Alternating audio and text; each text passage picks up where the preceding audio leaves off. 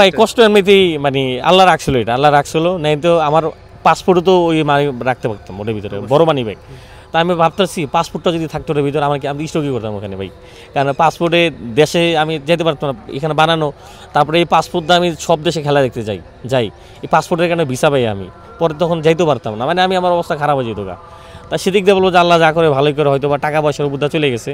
তবে এটাও মনে পড়ে যে প্রথম ম্যাচটা যখন বাংলাদেশ এই মানে হারতে ছিল, তখন আমি বলতেছিলাম মনে মনে যদি বাংলাদেশ জিতে সব টাকা পয়সা আমি ফকিরে দিয়ে দেবো। কিন্তু ভাই পরের ম্যাচে তো আমি ওরকম কোনো প্রার্থনা করিনি আল্লাহ যে এই ম্যাচ জিতলে আমি টাকা পয়সা দেবো, বুঝছেন। যাই হোক আল্লাহ যা করে ভালোই করে। এখন এই যে আপনারা আছেন, অনেকে আছে, এখন সমস্যা ওটা ভাই টাকা পয়সার সমস্যা নেই, এখন ডিজিটাল যুগ ভাই, টাকা আনতে সময় লাগে না, যে কোনো কারোর মাধ্যমে নিয়ে আসা যায়। তবে একটু মন খারাপ তো লাগে, তবে ভালো লাগতেছে। যদি ওখানে যদি হাইরে আসতাম, আমার মনে হয় যে আরও অনেক বেশি খারাপ লাগতো, অনেক খারাপ লাগতো। সেদিক দিয়ে আসলে কষ্ট ওরকম নাই। থ্যাংক ইউ ভাই। তো ভাই মানে ক্যান্ডিতে তো অনেক সাপটা দেখছেন নাকি? সাপ দেখছিলাম, ওই যে সাকিব ভাই যখন টি10 খেলতেছিল তখন দেখছি। এছাড়া আমি নিজে আতঙ্কিত, কারণ মানে কলমের মতো শহর, যেখানে চারিদিকে গাড়ি, কোনো ময়লা নাই, আবর্জনা নাই, ঘাস নাই, পাতা নাই, সেখানে মাঠে কীভাবে সাপ ঢুকলো, মানে অকল্পনীয়। মাঝে মাঝে মনে হয় যে সাপ মনে ইচ্ছা করে ছেড়ে দিয়েছে, মানে একটা ভয়ভীতি দেখানোর জন্য আমাদেরকে। ওটার কথা চিন্তা করলে মনে হয় যে এখানে প্রতিটা ঘাসের কোনায় কোনায় মানে সাপ থাকার কথা। তারপরে ওটা আতঙ্কিত, মানে একটু সাবধানে চলাফেরা করতে হবে, কারণ পিছনে পুরোটা জঙ্গল। আর এখন মানে চারিদিকে শুধু নাগিন ড্যান্স, তা আর সবাই সারা উত্তেজিত করে দিয়েছে।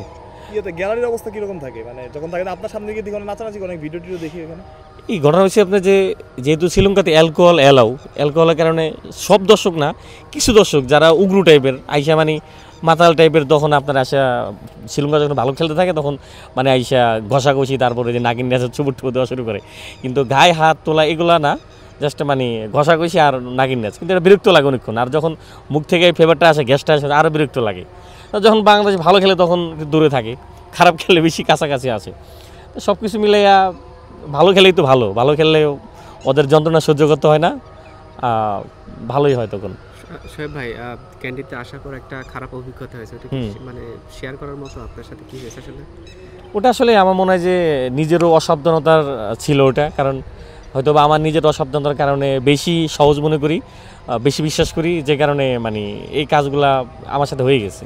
ওটা আসলে মানে থেকে ট্রেনে আসতেছিলাম, উপরে লকআপে আমার ব্যাগ রাখছি, তা কি মনে করে আমি ব্যাগের সাইডে যে পকেট থাকবে ওই পকেটে মানি ব্যাগটা রাখছি। মানি ব্যাগে আপনার এখানে যত খরচ $200 মতো, শ্রীলঙ্কান টাকা প্রায় 50,000 কাছাকাছি, কিছু বাংলা টাকা ছিল, তারপরে আমার কার্ড ছিল।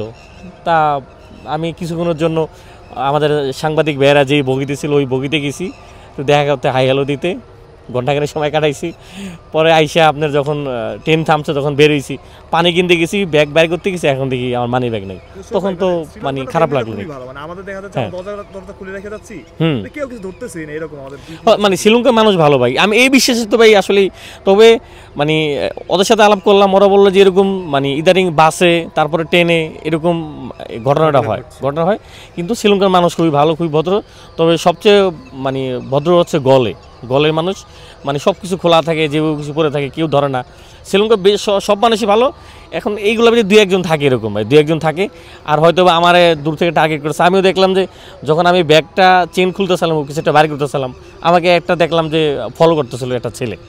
তা আমার কাছে মনে হয়েছে ও করতে পারে, তা জানি না আসলে। তবে জিনিস আসলে এটা আমার নিজের সাবধানতা হওয়া দরকার ছিল, যেহেতু এটা বিদেশের মাটি, এগুলো আরও কেয়ারফুলি রাখা দরকার।